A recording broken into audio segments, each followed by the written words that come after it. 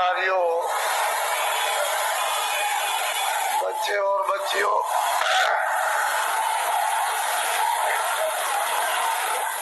लोग अपने अपने गृहस्थ आश्रम में जब संसार का सब अनुभव बच्चों का, भाइयों का, माता पिता का, पत्नी और पति का जब गृहस्थ आश्रम में अनुभव कर लेते थे तो अंत में मोह ममता को त्यागने के लिए लोग अपनी आखिरी आयु का, उम्र का एक हिस्सा ये सोच करके देते थे कि अब चलते चलाते हमारा कल्याण हो जाए। और तीर्थाटन घर से निकलकर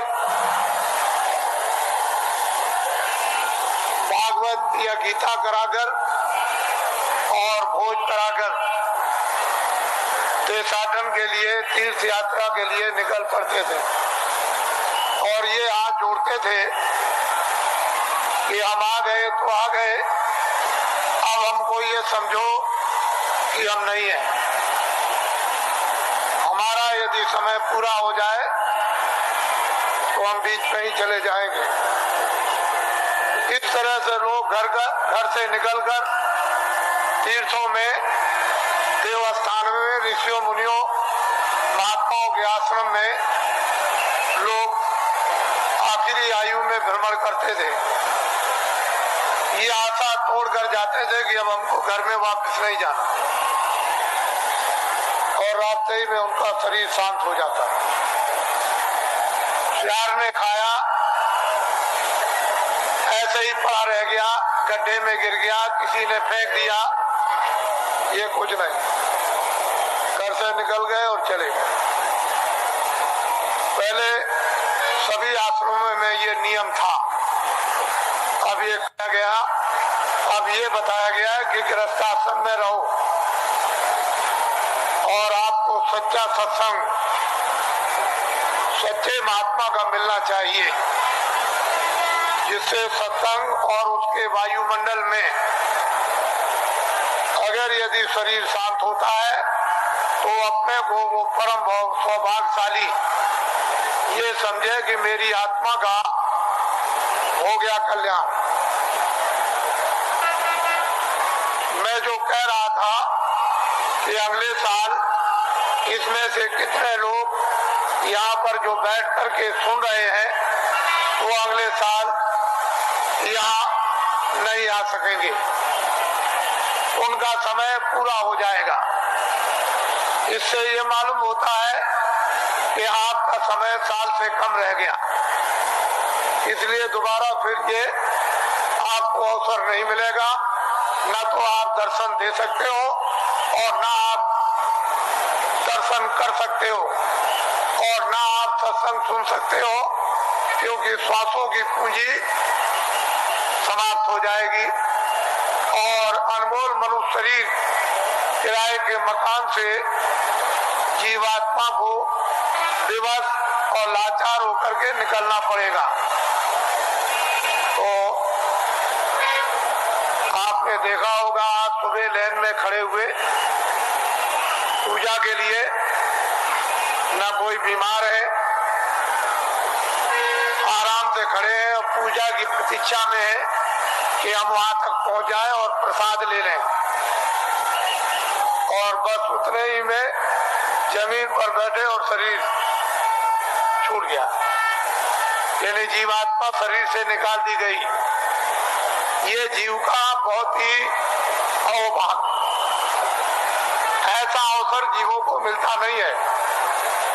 ऐसे वायुमंडल में, ऐसी देखरेख में, ऐसे संकल्प में, ऐसे संदेश में, मालिक की याद में, उसकी पूजा में अगर श्वासों की पूंजी समाप्त हो जाती है और शरीर से जाना पड़े तो उसकी संभाल हो जाती है, वो जीव इधर उधर नहीं जा सकता।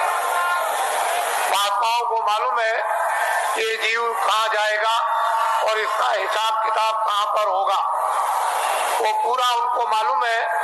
जिस तरह से खुली आंखों से आप हमको देखते हो बाहर की शरीर की आंखों से और मैं आपको देखता हूँ, इसी तरह से अंतर ज्ञान दृष्टि के द्वारा वो सब कुछ दिखाई देता है कि जीव इधर से जैसे ले जाए जाते हैं वो कैसे जा रहे और कहाँ इनका हिसाब होता है, ये महात्माओं को सब मालूम। पिछली किताबों में महात्माओं ने बहुत कुछ आपके लिए निराकरण कर दिया है और उन्होंने आपको बहुत विश्वास दिला दिया, उसके कहने की जरूरत नहीं है। तो दो आदमियों का यहाँ पर शरीर छूट गया और कल दोनों के दोनों ही गए। इससे ये मालूम हुआ वो बड़े बेचारे प्रेमी थे, बड़े भक्त थे और बराबर सत्संग में जगह जगह सम्मिलित होते रहते थे, सत्संग सुनते थे और दर्शन देते और दर्शन करते थे। ऐसी उनकी बड़ी तीव्र लालसा रहती थी।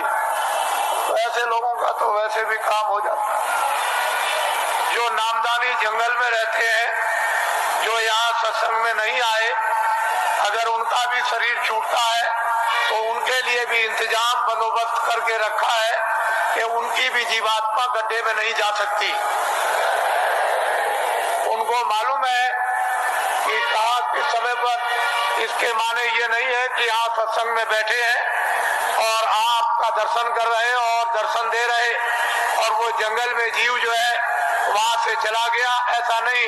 उन्होंने पहले से इंतजाम करके पूरा रखा है और उनको मालूम रहता है कि जीव यहाँ से नामदानी जा रहा, उसका इंतजाम कर दिया, उसके कर्मानुसार, उसकी साधना अनुसार, फिर तुरंत शीघ्र देर कुछ नहीं लगती, मिनटों का भी काम नहीं, और उसको ये फिर मनुष्य जन्म दिलवा दिया जाता और ऐसे वायुमंडल में जन्म मिलता है जहाँ आसपास में सत्संगी यानी प्रेमी सत्संगने स्त्री और पुरुष रहे, और जैसे ही वो बच्चा बड़ा होता है फिर नामदान प्राप्त कर लेता है और वहां से साधना फिर शुरू कर देता है। यदि बीच में फिर उसकी साधना अधूरी रह जाए और फिर वो अपना शरीर छोड़ दे तो फिर उसकी संभाल हो जाएगी और ऐसी जगह पर उसको जन्म दिलवा दिया जाएगा कि फौरन सत्संग में फिर आकर और नामदान को प्राप्त कर लेगा और जहाँ से साधना छूटी है फिर शुरू कर देगा। वहां तक के लिए उसको कोई मुश्किल नहीं पड़ेगी। वो आनंद फानन एकदम तत्क्षण बताते ही उसका काम होगा और आगे उसके लिए थोड़ी मेहनत करनी है। इस तरह से जीवों की नामदान देने के बाद समान हर जो गंदगी आपके पास में जमा है वो जल्दी से उसको उतार दिया जाएगा।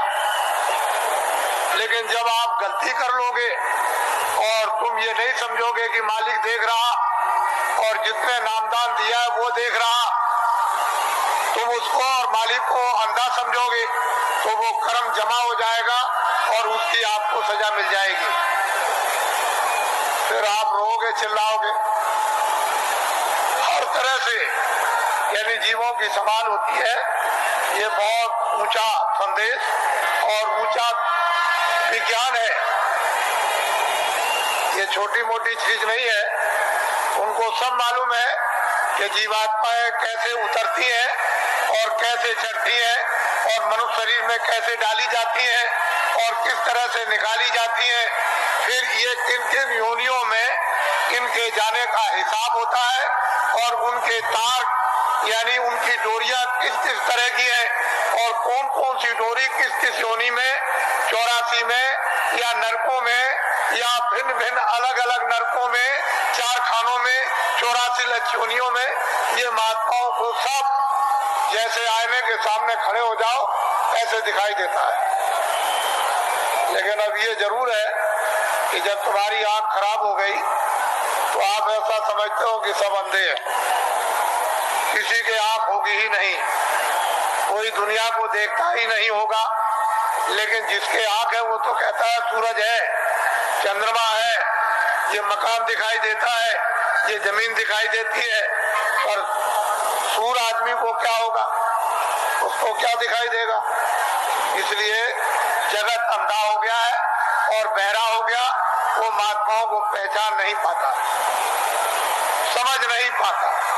उसके पास समझने की बुद्धि नहीं और आंख अंधी हो गई तो कैसे पहचाने? कहीं अगर उसको आंख में आंख हो गई होती, वो दिव्य नेत्र ज्ञान चक्षु खुल गया होता, तब तो उस नूर में, उस प्रकाश में पहचान लेता।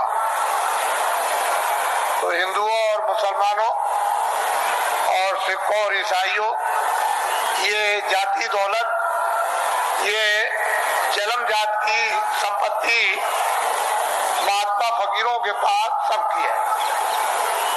जो भी इच्छा करे, हिंदू मुसलमान सिख ईसाई, वो महात्माओं के पास जाकर के इस दौलत को ले आए, इस संपत्ति को ले ले। ये सबकी है, किसी एक की नहीं है। और जो इसमें भाव भक्ति करेगा उसको ये दौलत मिल जाएगी। भक्ति नाम किसका है? आज्ञा का पालन, और कोई भक्ति नहीं। भक्ति नाम कोई तस्वीर देखने का नहीं।